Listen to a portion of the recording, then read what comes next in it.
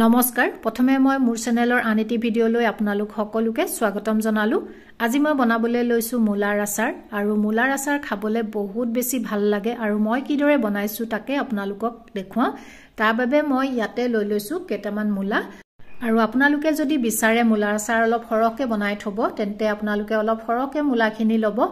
আৰু মই আকৌ বনাম হেবাবে মই এতিয়া কমকেহে বনাইছো আৰু মই বাকলিখিনি প্ৰথমতে মূলাৰ ভালকৈ এনেকৈ গুছাই ললো গুছাই লোৱাৰ পিছত মই এখিনি এতিয়া ভালদৰে ধুই ললো ধুই লোৱাৰ পিছত মই পিহনা এখন লৈছো আৰু এই মূলাখিনি মই এতিয়া এনেকৈ পিহনাৰে পিহি লম এনেকৈ পিহি বনোৱা মূলাৰ আচাৰ খাবলৈ বহুত বেছি ভাল লাগে আৰু আপোনালোকে সৰু সৰুকৈ কাটিও মূলা আচাৰ তেনেকৈ বনাব পাৰে কিন্তু এনেকৈ যদি আপোনালোকে বনোৱা নাই মূলা এনেকৈ পিহি লৈ বনাবচোন বহুত বেছি ভাল লাগে আৰু মোৰ এইখিনি সব গুটেইখিনি পিহা হৈ গল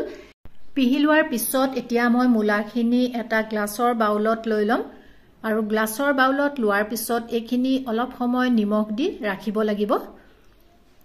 আৰু এতিয়া মই তাতে দি দিম নিমখ মানে বেছি দিয়া নাই মই 2 চামুচ মান নিমখ দিছো এতিয়া পিছতো আমি নিমখ ব্যৱহাৰ কৰিম এতিয়া মই হেতা এখনেৰে এইখিনি ভালদৰে মিক্স কৰি লৈছো ভালদৰে মিক্স কৰাৰ পিছত এতিয়া মই এইখিনি 2 ঘণ্টা মান সময় এনেকৈ ঢাকি থৈ দিম প্ৰায় 2 ঘণ্টা মানৰ পিছত এতিয়া মই ঢাকনখন খুলি চাইছো আৰু মূলাখিনিৰ পৰা যথেষ্ট পানী ওলাইছে এয়া সব এতিয়া মই মূলাখিনি হাতেৰে খুব ভালদৰে চেপিম চেপি পেলাই মই এখন থালত এয়া লৈ লৈছো খুব ভালকৈ চেপিব লাগে যাতে পানী নাথাকে কাৰণ শুকাবলেও নহলে বহুত সময় লাগে আৰু ভালদৰে চেপাৰ পিছত এইখিনি এতিয়া হৈ গৈছে এতিয়া মই ইয়াতে দিছো হালধি পাউডাৰ 1 চামুচ দি দিছো আৰু ভালদৰে এইখিনি মিক্স কৰি দিছো ভালদৰে মিক্স কৰাৰ পিছত ইয়াতে মই কেটামান কেঁচা জলকীয়া দি দিছো জ্বলা যদি আপোনালোকে বেছি খায় আৰু অলপ জলকীয়া দিব পাৰে মোৰ কেঁচা জলকীয়া আছিল বাবে কেঁচাই ব্যৱহাৰ কৰিছো পকা জলকীয়া থাকিলে আপোনালোকে পকা জলকীয়াও দিব পাৰে আৰু আপোনালোকে যদি নহৰু দিব বিচাৰে বা আদা দিব বিচাৰে ইয়াতে মিক্স কৰি একেলগে আপোনালোকে ৰ'দত দিব পাৰে আৰু এতিয়া মই এইখিনি ভালদৰে শুকাবলৈ দিম আৰু এইখিনি শুকাওতে প্ৰায় 3-4 ঘণ্টা সময় লাগিব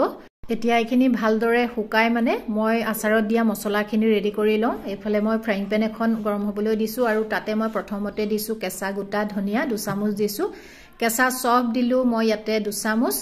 আৰু লগতে দিছো গোটা জিৰা 1 চামুচ আৰু কালজিৰা 1 চামুচ দিছো আৰু দিছো মই ইয়াতে সৰিয়হ 2 চামুচ দিছো আৰু লগতে মিঠি গুটি আধা চামুচ মান দিছো আৰু জনি দিছো আধা চামুচ আৰু শুকান জলকীয়া কেইটামানো লগতে দি দিছো দি পেলাই এইখিনি ভালদৰে অকনমান সময় ভাজি লম চাব যাতে মছলাখিনি কোলা পৰি নাযায় মাত্ৰ ইয়াৰ হেমেকা ভাৱটো আঁতৰ হ'ব লাগে ভালদৰে এনেকৈ লৰাই ভাজি লম আৰু এতিয়া ভজা হৈ গৈছে এইখিনি মই এতিয়া গেছটো অফ কৰি দিম আৰু সম্পূৰ্ণৰূপে ঠাণ্ডা হোৱাৰ পিছত মই এইখিনি ইয়াসক গুৰি কৰি ললো আৰু একেবাৰে মিহিকে গুৰি কৰা নাই অকমান গোটাকে ৰাখিছো আৰু এতিয়া যেহেতু মছলাখিনি ৰেডি হৈ গল এতিয়া আচাৰখিনি বনাবলৈ লওঁ ফ্ৰাইং পেনখন উঠাই দিলো আৰু তাতে দি দিলো তেল এতিয়া কমকৈ দিছো পিছত যদি প্ৰয়োজন হয় আকৌ দিম তেলখিনি যেতিয়া ভালদৰে গৰম হ'ব তেতিয়া মই তাতে দি দিলো 1 চামুচ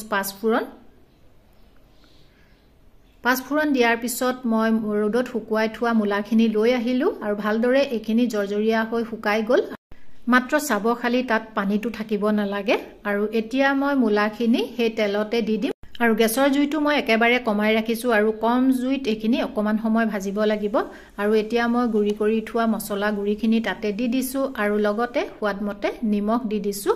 আৰু নিমখ 1 চামুচে দিছো আৰু জলকীয়া গুৰি 1 চামুচ দিছো আৰু এই জলকীয়া গুৰি মই কালাৰৰ বাবেহে ব্যৱহাৰ কৰিছো ইয়াত কোনো জ্বলা নাথাকে আৰু ভালদৰে গুটেইখিনি অলপ সময় এনেদৰে 5 মিনিট মান সময় ভাজি ললে হ'ব ভালদৰে ভাজি লোৱাৰ পিছত এইখিনি এতিয়া হৈ গৈছে মই গেছটো অফ কৰি দিম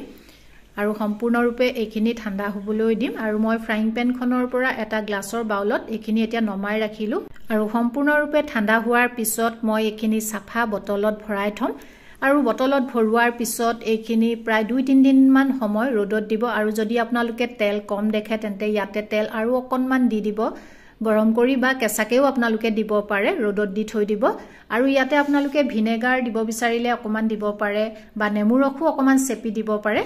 দি পেলাই এইখিনি ৰ'দত দিব আৰু তাৰ পিছত 2-3 দিনৰ পিছত এই আচাৰ খাব পৰা হয় খাবলৈ বহুত বেছি ভাল লাগে আৰু আপোনালোকে যদি এনেকৈ পিহি পেলাই মূলা আচাৰ বনোৱা নাই নিশ্চয় বনাব আৰু কেনেকুৱা পালে কমেন্টত জনাবলৈ নাপাহৰিব